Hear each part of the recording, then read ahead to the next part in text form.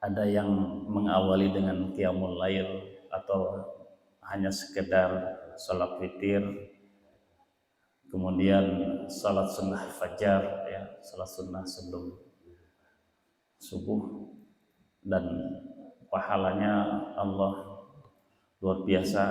Orang yang paling kaya di dunia itu adalah orang yang melaksanakan sholat sunnah fajar atau sholat sunnah sebelum subuh, qabliyah subuh. Pahalanya khairum minad dunya wa ma fiha, lebih baik dibandingkan dengan dunia dan segala isinya. Jadi nopang benghar-benghar teh anu salat sunnah subuh. Dan kemudian kita salat subuh berjamaah, dan tadi kita dalam kunut mendoakan untuk kita, mendoakan juga untuk saudara kita khususnya di Palestina, karena mereka khususnya di Gaza dan Rafah yang kemarin mengalami genosida, pembantaian besar-besaran oleh Israel, ya. Walaupun sekarang sudah ada gencatan senjata, tapi tetap mereka sangat membutuhkan bantuan dari umat Islam. Ya, banyak anak-anak yang mereka kesulitan hanya untuk sekedar mendapatkan makanan dan minuman saja. Bahkan ini memasuki musim dingin dan kemudian eh, akan memasuki bulan Ramadan pula. Kalau nanti di Ramadan, alhamdulillah kita ada rezeki dari Allah Subhanahu wa taala untuk sahur dan juga berbuka, bahkan membuka orang bariekeun. Kesulitan kita tuh kebingungan ketika akan buka itu. Bingungnya itu nu mana heula gitu. Kolak heula atau bubur candil heula atau bala-bala, karena saking banyaknya pilihan. Tetapi saudara-saudara kita di Gaza, di Palestina, ketika akan berbuka mereka bingung juga. Bingung mereka berbuka dengan apa. Bahkan untuk sekedar air pun mereka kesulitan. Maka mari kita bantu mereka, minimal kita doakan mereka setiap saat setelah sholat. Ini sebagai bukti bahwa kita adalah bagian dari umat Islam karena mereka adalah umat Islam. Dan mereka itu pihak yang menjaga masjid suci, ya. Satu dari 3 masjid suci, yaitu Masjid Al-Aqsa. Menjaga Masjid Al-Aqsa itu adalah kewajiban seluruh umat Islam. Dan kita punya kewajiban untuk menjaga itu. Dan kewajiban kita itu sudah diambil alih oleh orang-orang yang tinggal di sekitar Masjidil Aqsa di Palestina, di Gaza, di Baitul Maqdis, di Yerusalem. Mereka sudah mewakili kita untuk menjaga Masjidil Aqsa. Tinggal kita kemudian apa kontribusi kita untuk mereka, yang mereka dengan mengorbankan segala yang mereka miliki, bahkan nyawa, untuk membela, untuk mempertahankan Masjidil Aqsa. Masyaallah muslimin rahimakumullah. Ya, tadi di ayat yang kita baca ada satu ayat, kita melewati satu ayat di ayat 160. Allah berfirman, "Man jaa bil hasanati falahu asyru amsalihha." Dan barang siapa yang pada hari nanti dihisab, pada saat yaumul qiyamah, yaumul hisab, di pada mahsyar, ketika semua amalan itu dihisab, dihitung.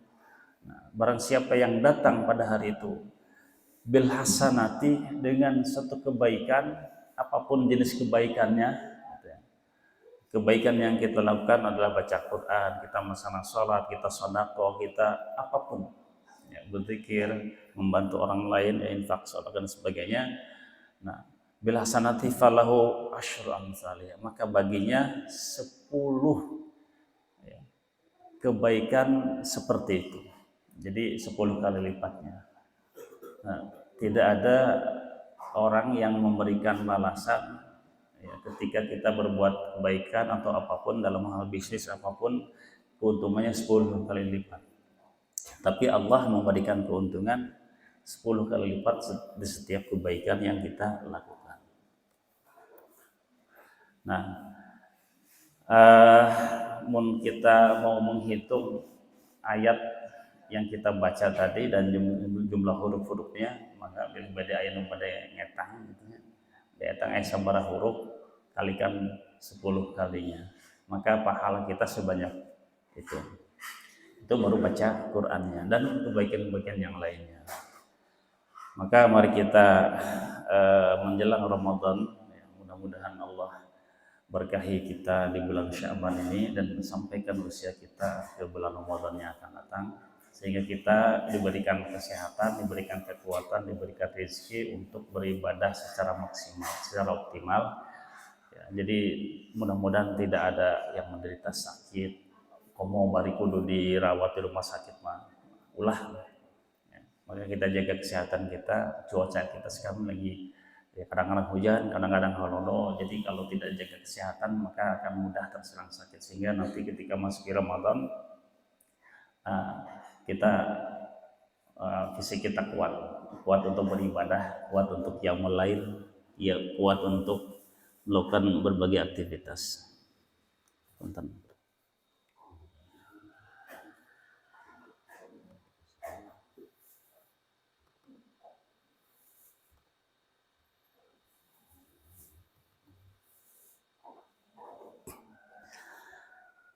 Baik, masyaallah muslimin rahimakumullah, melanjutkan hanca ya pembahasan kita di dalam pembahasan fiqh sirah,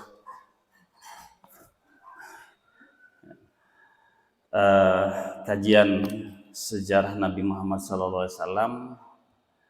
Ini pun kita pembahasan tentang hijrah Rasulullah itu sudah berapa kali pertemuan ya? Itu tamat-tamatnya. Karena kita bukan sekedar membacakan cerita atau mendengarkan cerita atau kisah perjalanan Rasulullah SAW, tapi kita ingin mengkaji dan memahami ya, di balik peristiwa-peristiwa yang terjadi pada masa Rasulullah SAW, sehingga kemudian menjadi teladan. Kita bisa meneladani apa yang dilakukan Rasulullah SAW di dalam masalah ibadah, di dalam masalah keseharian kita. Baik. Pertemuan terakhir itu sampai ke selamat dikejar oleh Suraqah ya. Nah, kita selanjutnya adalah pembahasan ketika Rasulullah SAW sampai di tendanya Ummu Ma'bad.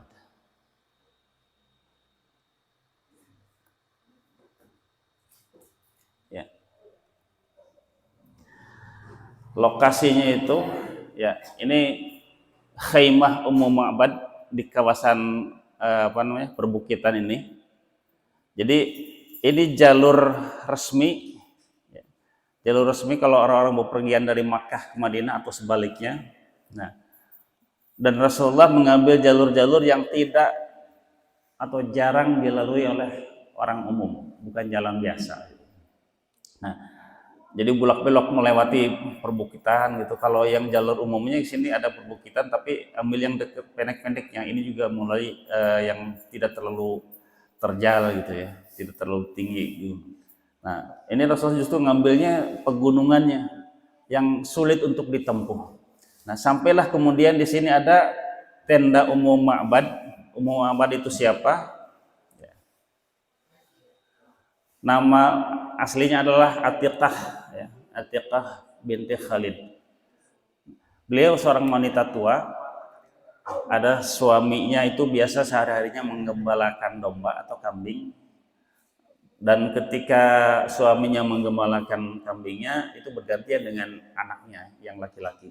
Nah, pada saat suaminya sedang bepergian menggembala, dia tukang angon. Karena di kawasan tenda Ummu Ma'bad itu gersang, jarang tumbuh rumputan. Maka kemudian apalagi pada saat itu musim panas, bulan September, jukut gararing. Nah, sehingga akhirnya kemudian harus mencari tempat yang agak jauh. Nah, sehingga kemudian di situ biasa menggembalakan kambingnya, menggembalakan hewan ternaknya, dan kemudian Ummu Ma'bad bersama putranya, anak laki-lakinya di situ. Nah, Ummu Ma'bad ini punya di tenda beliau itu biasa menyediakan makanan-makanan, juga susu kambing biasanya. Nah, jadi kalau ada kafilah yang bepergian lewat tenda umum Muhammad, jadi sebetulnya kalau kita lihat tadi petanya itu dekat ya. Jadi ini jalur resmi, ini jalur yang dilakukan Rasulullah. Nah, sebelah sini. Jadi kalau misalkan keluar jalur sedikit, nah akan terlihat tenda umum Ma'bad. Nah, biasa kalau orang-orang bepergian dari Mekah ke Madinah atau sebaliknya, itu biasanya singgah di tendanya umum Ma'bad. Mereka mendapatkan air minum, mendapatkan susu kambing, mendapatkan makanan dan sebagainya, dan itu kemudian ditukar dengan apakah misalkan berupa uang atau barang yang memang kebutuhan umum aman. Jadi mereka biasa melakukan jual beli dengan cara barter itu tukar barang, nah, atau dibeli dengan, walaupun sebetulnya umum abad mengikhlaskan. Jadi misalkan tidak ditukar juga tidak apa-apa kalau ada kafilah yang bepergian, mereka kesulitan, tidak ada makanan, tidak punya uang dan sebagainya, mereka pun membantu ya, memberikan makanan, tempat tinggal gitu. Jadi di situ ada tempat untuk membuat tenda di situ. Jadi biasanya kalau orang bepergian di tengah padang pasir itu, mereka tidak sembarangan untuk berhenti kemudian bikin tenda. Di orang misalkan camping, misalkan di Batu Kuda gitu, atau di Borobudur atau di mana, tidak di sembarang tempat.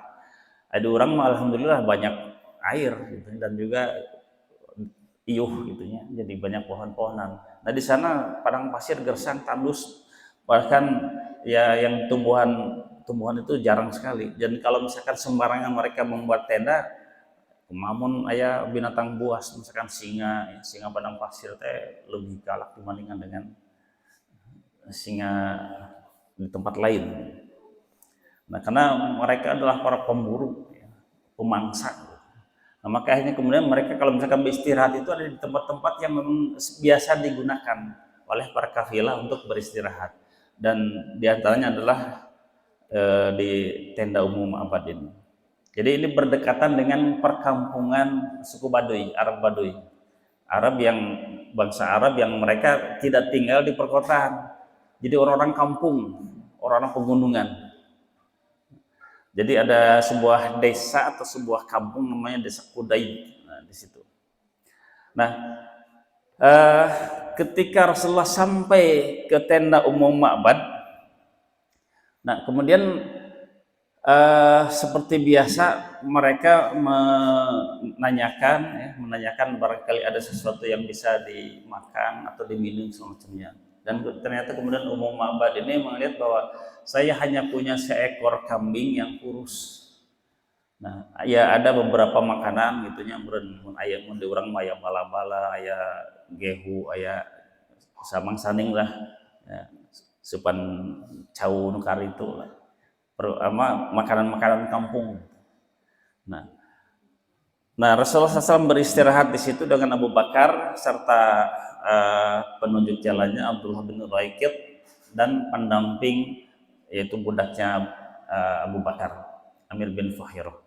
Nah, kemudian ketika Rasulullah melihat ada kambing yang sangat kurus, jadi karena memang saat itu musim kemarau, jarang pakan gitu ya, jadi parabna hese. Akhirnya kemudian Rasulullah menyuruh coba bawa kambing itu, kambing nu kurus ya. Nah ini kemudian Rasulullah berdoa buat Allah Subhanahu wa Ta'ala, kemudian mengusap-ngusap si susu kambing, teteknya gitu ya, susu kambingnya, dan kemudian minta supaya diambilkan kepada anaknya Ummu Ma'bad ini, minta diambilkan wadah gitu. Menurut orang mah cangkir atau gelas gitu. Ambilkan wadah yang biasa digunakan untuk menampung susu itu. Ketika Rasulullah memerah susu kambing itu, ternyata keluar air susunya, dan ternyata banyak sampai memenuhi tempat minum itu. Akhirnya kemudian Rasulullah mengatakan, berikan ini kepada ibumu. Nah akhirnya diberikanlah kepada Ummu Ma'bad, sehingga Ummu Ma'bad minum sampai kenyang. Dan kemudian Rasulullah meminta lagi wadah yang lain. Akhirnya kemudian diperah lagi dan keluar lagi susunya banyak, dan Rasulullah meminumnya sampai habis. Rasulullah memerah lagi dan keluar lagi, diberikan kepada Abu Bakar, sehingga mereka kekenyangan gitu ya. Karena banyak minum susu, dan susu kambing itu yang sangat bergizi dibandingkan dengan susu di orang mengenai susu non sapi itunya. Susu kambing yang ayam kan hese itu susah nyarinya, jarang. Ada yang sudah dikemas di saset. Nah, susu kambing ini biasa mereka kalau minum itu di sana tidak ada ternak sapi itu mungkin jarang gitu ya, sedikit, karena kalau sapi itu lebih makanannya lebih susah, lebih banyak gitu kan kalau parab, sehingga menyulitkan. Nah, kambing mah ya kalau makan tidak sebanyak sapi. Unta juga kalau makan sekali banyak, minum sekali banyak, tapi bisa bertahan beberapa hari. Nah, mereka biasa meminum susu unta dan susu kambing untuk mereka jag-jag, sehat-sehat, kuat-kuat fisiknya. Nah, kemudian setelah itu Rasulullah SAW memberikan beberapa barang yang dimiliki untuk Ummu Ma'bad, dan Rasulullah SAW tidak menceritakan, tidak menjelaskan siapa diri beliau, tidak memperkenalkan diri, hanya seorang musafir aja. Saya adalah Abdullah. Kalau ada yang nanya, saya Abdullah. Abdullah itu nama bapaknya, tapi Abdullah itu juga nama artinya apa? Hamba Allah. Kan orang yang ayam menu sedekah itunya ditulis namanya hamba Allah dalam kurung fulan gitu. Nah, jadi kalau tidak ingin dikenali, tidak ingin diketahui namanya, biasanya pakai Abdullah gitu.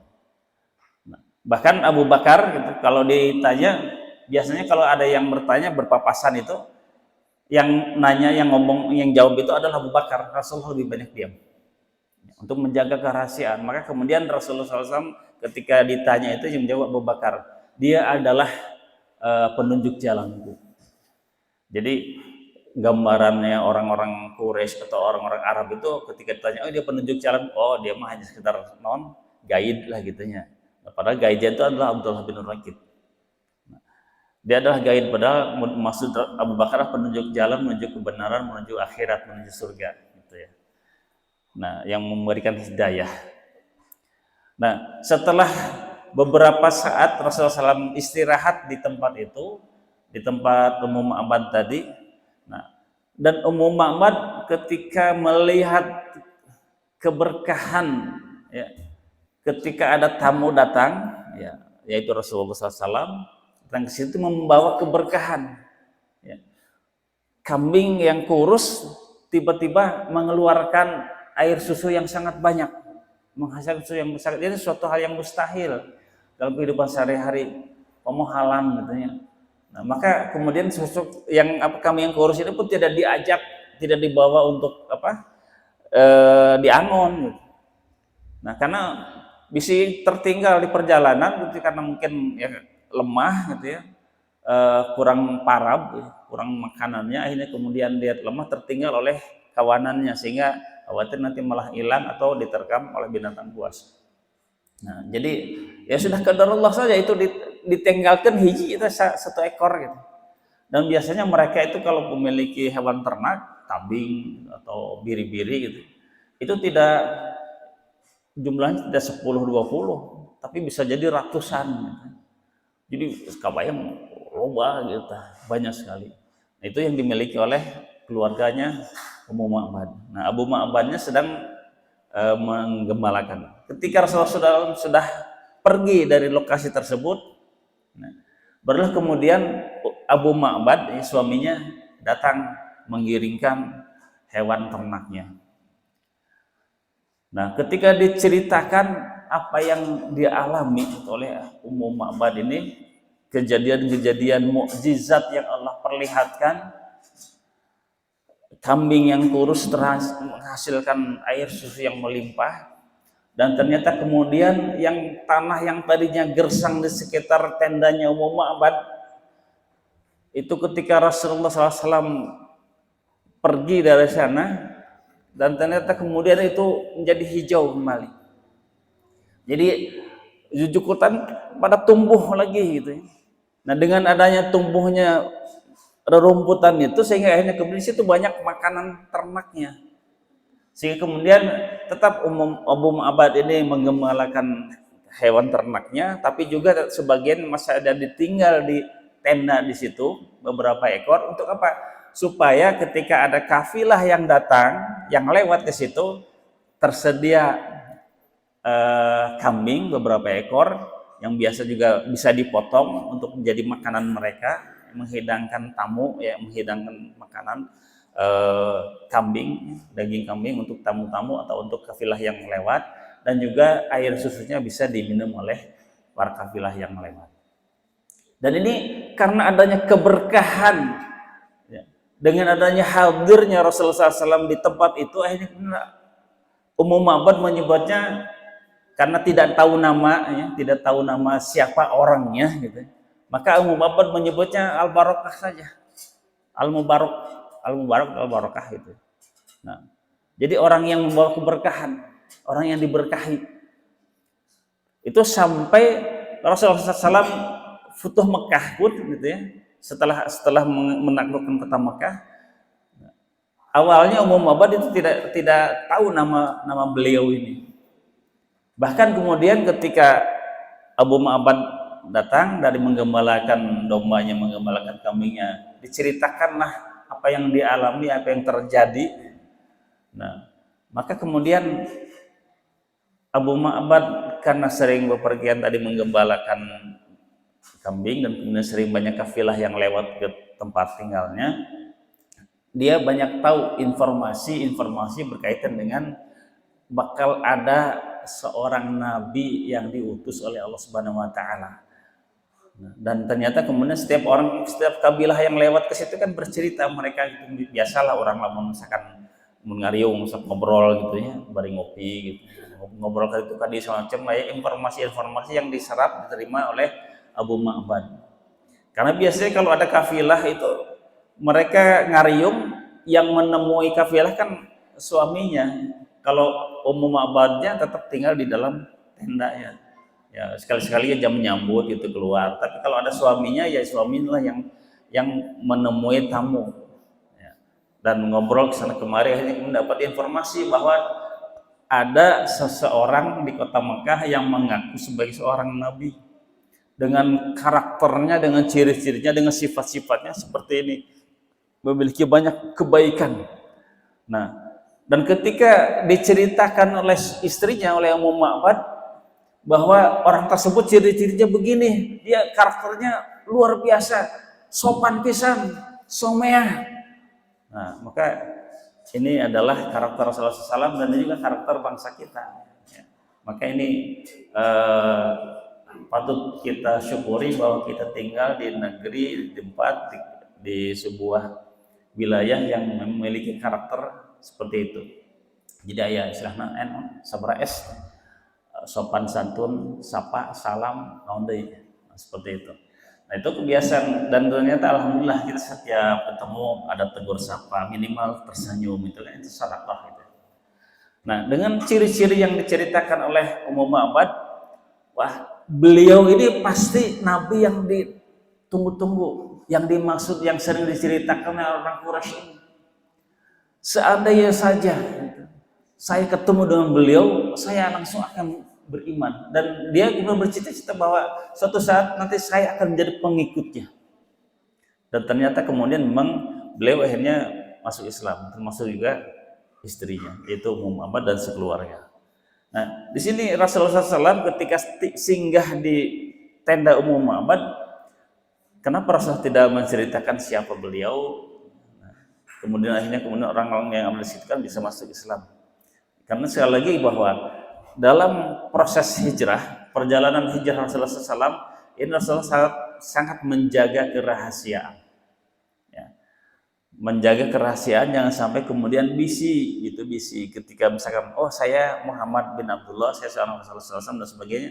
Nah di situ ada orang yang memang tidak suka atau dia ingin mendapatkan bagian dari hadiah yang dijanjikan oleh orang Quraisy, 100 unta artinya kebagiannya hiji lumayan lah, tina 100 seberapa puluh juta ya. Nah Maka bisa jadi nanti ada orang yang membocorkan informasi ini, melaporkan ke orang-orang Quraisy, maka akan terganggu perjalanan hijrah Rasulullah SAW. Bahkan ketika dikejar oleh Suraqah bin Malik, ya beberapa waktu yang lalu kita kisahkan, sampaikan kisahnya. Nah, ketika Suraqah bin Malik menyerah, ya, ketika akan membunuh Rasulullah, kudanya terperosok. Nah, Rasulullah SAW mengatakan pada Suraqah supaya merahasiakan pertemuan mereka. Jangan sampai bocor informasinya ke orang lain. Dan Suraqah itu bersumpah bahwa dia akan menjaga rahasia itu. Maka Rasulullah SAW menjanjikan dia akan mewarisi Kisra, suwaru Kisra, gelangnya Kisra. Seperti itu. Nah, kemudian akhirnya setelah meninggalkan tenda umum abad ini, Rasulullah SAW di tempat lain bertemu dengan orang-orang atau kafilah dagang yang baru pulang dari Syam, dan beliau adalah Zubair bin Awam. Ini jawaban dari Abu Bakar ketika setiap bertemu dengan orang lain berpapasan ditanya, ya, dia adalah penunjuk jalan kami. Nah, sebelum ketemu dengan kafilah dari yang pulang dari Syam, yaitu Zubair bin Awam. Zubair bin Awam itu adalah saudara sepupu Rasulullah dari pihak ibu. Dari Zubair itu anaknya Sofiyah. Sofiyah itu adalah bibinya Rasulullah SAW. Jadi Abdul Muthalib punya anak 10 laki-laki, dan di situ juga ada perempuannya. Yang perempuannya adalah Sofiyah. Sofiyah ini bibinya Rasulullah SAW, dan Zubair itu putranya. Ya, Sofiyah menikah dengan Al-Awwam, maka kemudian punya anak Zubair bin Awwam. Nah, sebelum pertemuan itu ada satu kabilah, yaitu Bani Sahmin, di pedalaman, di jalur yang akan ditempuh oleh Rasulullah SAW. Jadi agak jauhan lah, misalkan menjalur nanti di jalan Cileunyi itu di Payun, nah, Cibiru juga Cileunyi. Nah, Bani Sahmin teh kira-kira tempat tinggalnya di Cipet Pandelman lah gitunya. Jadinya rada tebih, tapi informasinya sampai. Nah, informasi sampai bahwa ini ada kafilah, ada rombongan yang dijanjikan oleh suku Quraisy bahwa kalau berhasil ditangkap atau dibunuh akan mendapatkan 100 unta. Maka kemudian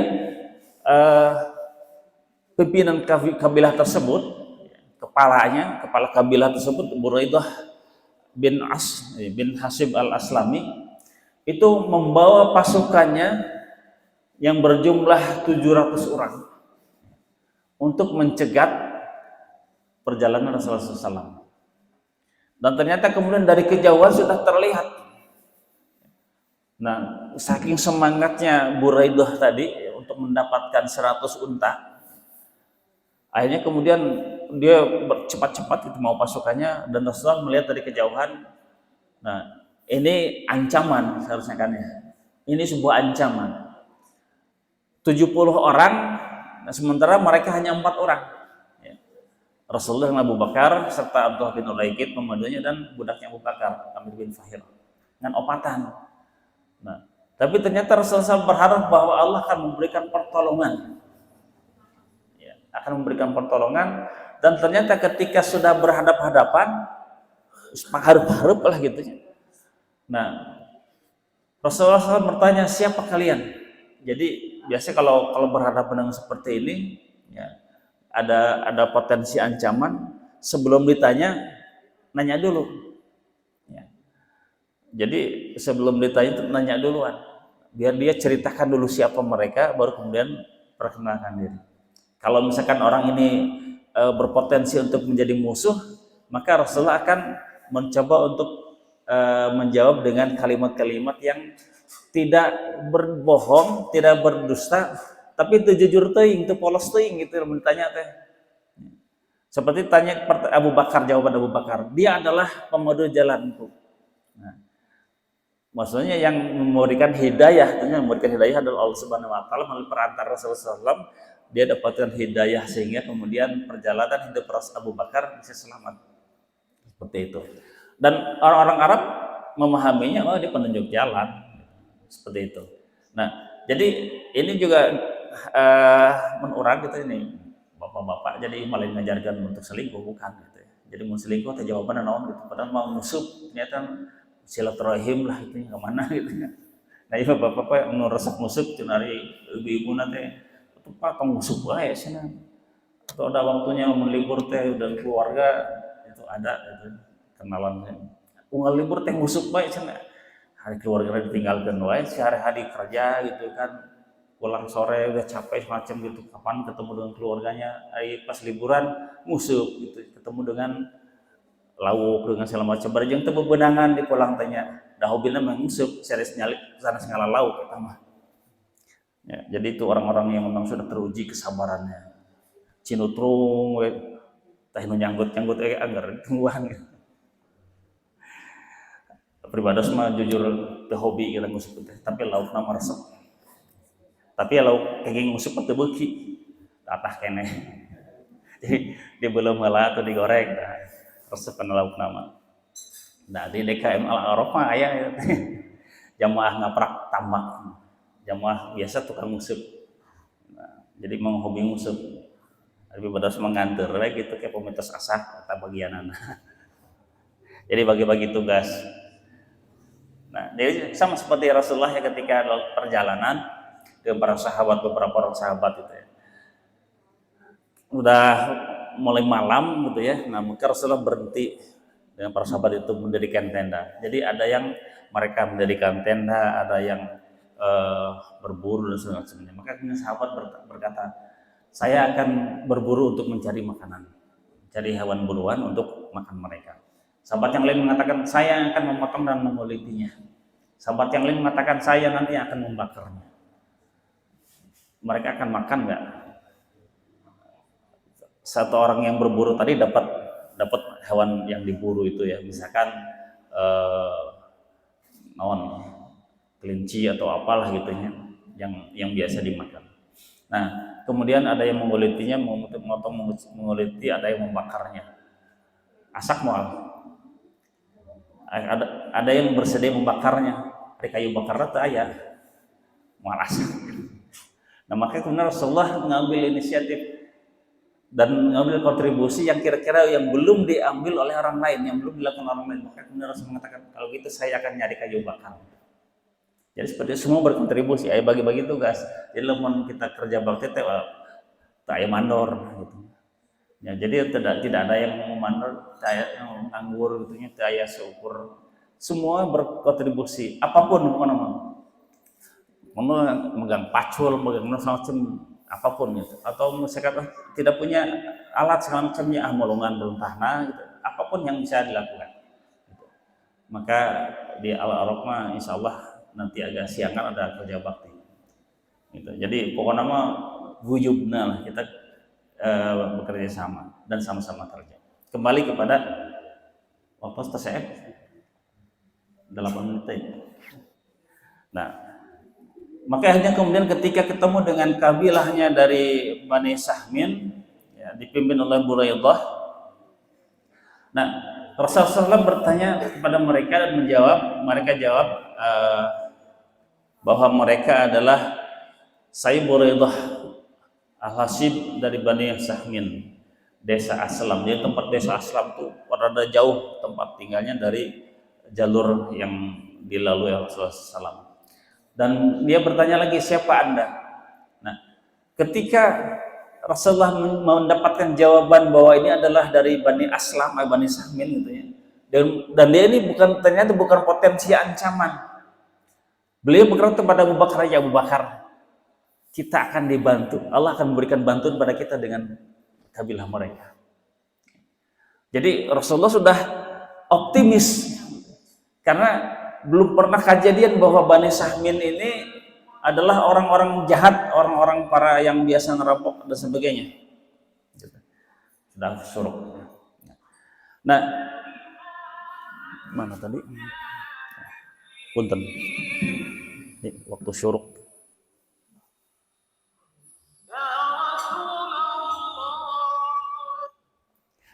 Nah, akhirnya kemudian setelah terjadi dialog, maka Bani Syahmin semuanya gitu ya, satu kabilah itu yang dibawa oleh Buraidah, yang 70 orang itu, mereka bersyahadat.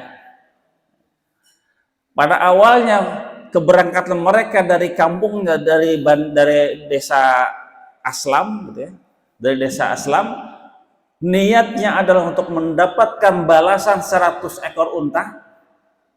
Tapi ternyata kemudian mereka dapatkan lebih dari sekedar 100 ekor unta. Ya, kenapa? Karena mereka masuk Islam. Ya. Ketika mereka masuk Islam, yang tadinya tujuannya duniawi, Allah akan berikan dunia didapatkan, ya, akhirat juga dapat. Kan itu. Dalam suatu hadis mengatakan bahwa barang siapa yang cita-citanya itu mendapatkan duniawi, maka dia akan mendapatkan dunianya saja. Tapi tidak semua yang diinginkan akan didapatkan, hanya sebagian kecil saja. Gitu. Nah, tapi kalau ingin mendapatkan akhirat, dan dalam Al-Quran juga surat Asy-Syu'ara itu ya, 20. Nah, barang siapa yang mungkin harsad dunia, falahu hilap dari punten. Nah, barang siapa kata harsal akhirah, nah, dan barang siapa yang ingin mendapatkan keuntungan akhirat, maka kemudian Allah akan berikan akhirat dan dunia akan mengikutinya. Nah, kabilah Bani Sahmin ini, dia ingin mendapatkan dunia, mendapatkan 100 ekor unta, tapi ternyata kemudian dia mendapatkan akhirat, mendapatkan balasan surga, dan dunia pun akan mengikuti. Berikan keberkahan, diberikan surga dan juga dunia. Nah, akhirnya kemudian mereka masuk Islam, dan Buraidah mengatakan alhamdulillahilladzi aslama Bani Sahmin dha'i'ina ghaira mukrohin. Nah, alhamdulillahilladzi, nah, segala puji bagi Allah, zat yang telah mengislamkan Bani Sahmin dengan ketaatan tanpa ada paksaan. Ya. Ini luar biasa ya, keberkahan yang Allah berikan pada dakwah Rasulullah SAW. Ketika singgah di desa atau di tempatnya Ummu Ma'bad, Rasulullah SAW memberikan keberkahan kepada penduduknya, kepada Ummu Ma'bad dan keluarganya. Dan kemudian ketika dalam bepergian, selama bepergian, Allah memberikan demikian balasan, ya, yaitu berupa pendukung-pendukungnya yang baru, yang kemudian mereka masuk Islam. Nah, ini juga pelajaran buat kita semuanya, bagaimana ketika kita berada di satu tempat atau singgah di satu tempat, ketika kita melakukan perjalanan, kita membawa manfaat, mendatangkan manfaat dan memberikan manfaat kepada tempat-tempat yang kita datangi, kita singgahi. Sebagaimana Rasulullah SAW ketika singgah di tenda Ummu Ma'bad. Nah, ini yang dilakukan Rasulullah yang terjadi beda dengan orang-orang atau bangsa-bangsa yang di luar itu. Biasanya misalkan ada bangsa Persia atau Mesir atau Romawi atau bangsa manapun, ketika mereka melakukan perjalanan dengan membawa pasukan yang sangat banyak, dan ketika singgah di suatu tempat, maka mereka berbuat kerusakan di tempat tersebut. Ketika mereka ingin mendapatkan makanan, mereka mengambilnya dengan merampasnya. Kalau di situ ada yang punya hewan ternak, maka mereka ambil hewan ternak secara paksa, dan kemudian mereka bahkan bukan hanya hartanya, wanita-wanitanya pun kalau mereka menginginkannya, gitu, melihat ayah nugeli sih cenderung harang-harang. Kalau mereka menginginkan, maka mereka ambil dengan paksa. Ini yang terjadi dengan bangsa-bangsa yang lain, dari agama yang lain. Itu yang terjadi biasanya dari pasukan Persia kalau melewati suatu kampung seperti itu. Demikian juga Romawi, demikian juga hampir semua bangsa melakukan hal yang sama. Tapi bagaimana ketika Rasulullah SAW dan umat Islam ketika singgah, ketika lewat di suatu tempat, membawa manfaat, memberikan manfaat, dan meninggalkan manfaat. keberkahan. Nah, mudah-mudahan kehadiran kita di tempat ini juga membawa manfaat dan keberkahan buat lingkungan dan juga buat diri kita. Ini adalah kebaikan yang kita harapkan, dan insya Allah mudah-mudahan Allah berikan keberkahan buat kita semuanya, buat keluarga kita. Allah berikan ampunan dari segala dosa-dosa sebelum kita memasuki bulan Ramadan. Maka hati kita sudah Allah bersihkan, Allah sucikan dengan ampunan, dan kemudian kita memasuki bulan Ramadan dengan kesiapan secara mental, jadi secara secara fisik pun kita kuat, sehat, bisa beribadah optimal di bulan Ramadan, dan mudah-mudahan kita akan mendapatkan maghfirah, ampunan dari Allah Subhanahu wa taala. Nah, ini baru sampai ke bertemu dengan kabilah Bani Syahmin.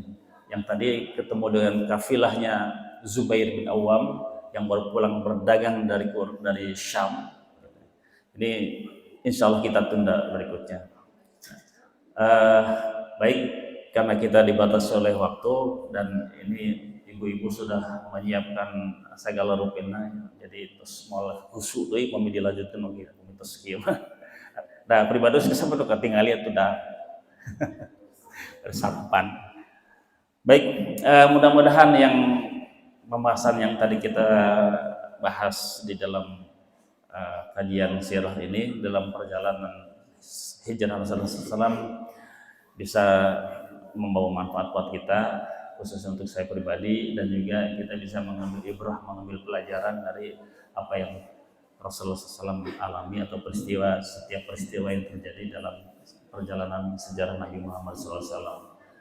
Dan kita bisa meneladani beliau, dan sehingga kita bisa menjadi pengikut Rasulullah SAW, mengikuti sunnahnya, mencintai sunnahnya, dan melaksanakan sunnah Rasulullah SAW, sehingga kemudian kita diakui oleh Rasulullah sebagai umat beliau dan mendapatkan syafaat dari beliau, dan bisa bersama-sama Rasulullah SAW di surga Jannatul Naim. Amin. Kat manawinya langsung ditutup. Baik. Alhamdulillah, mudah-mudahan berkumpulnya kita di tempat ini, apapun yang kita lakukan, duduknya kita, hadirnya kita, mendengarkan kajian bacaan Quran yang tadi kita baca, Allah berikan pahala yang berlimpah dan menjadi amal soleh buat kita semuanya. Dan kita tutup pertemuan kita dengan doa, dengan munajat pada Allah Subhanahu wa taala. Innallaha malaikatahu yusholluna 'alan nabi ya ayyuhalladzina amanu shallu 'alaihi wa sallimu taslima. Allahumma shalli 'ala Muhammadin wa 'ala ali Muhammad kama shallaita 'ala Ibrahim wa 'ala ali Ibrahim. Wa barik 'ala Muhammadin wa 'ala ali Muhammad kama barakta 'ala Ibrahim wa 'ala ali Ibrahim fil 'alamin innaka Hamidum Majid. Alhamdulillahirabbil alamin hamdan na'imin hamdan syakirin hamdan lil jalali wajhikal karim wa 'azim sultanik. Allahumma ighfir lana dhunubana wa liwalidina warhamhum kama rabbawna shighar. Allahumma ighfir lil mu'minina wal mu'minat wal muslimina wal muslimat al ahya'i minhum wal amwat innaka sami'un qaribun mujibud da'wat ya qadhiyal hajat. Allahumma ighfir lana wa li ikhwanina alladhina sabaquna bil iman wa la taj'al fi qulubina ghillan lil ladzina amanu rabbana innaka ra'ufur rahim. Allahumma inna nas'aluka ridhaka wal jannah wa na'udzu bika min sakhatika wan nar. Allahumma inna nas'aluka husnal khatimah wa na'udzu bika min su'il khatimah. Allahumma barik lana fi sya'ban wa ballighna ramadan. Allahumma sallimna li ramadan wa sallim ramadan lana. Rabbana hab lana min azwajina wa dhurriyyatina qurrata a'yun waj'alna lil muttaqina imama. Rabbana atina fid dunya hasanah wa fil akhirati hasanah wa qina adzabannar wa adkhilna jannata ma'al abrar ya aziz ya ghafar ya rabbal alamin. Wa sallallahu ala sayyidina Muhammadin nabiyil ummi wa ala alihi wa sahbihi wa barik wa sallam. Subhana rabbika rabbil izzati amma yasifun wa salamun alal mursalin walhamdulillahi rabbil alamin. Wassalamualaikum warahmatullahi wabarakatuh.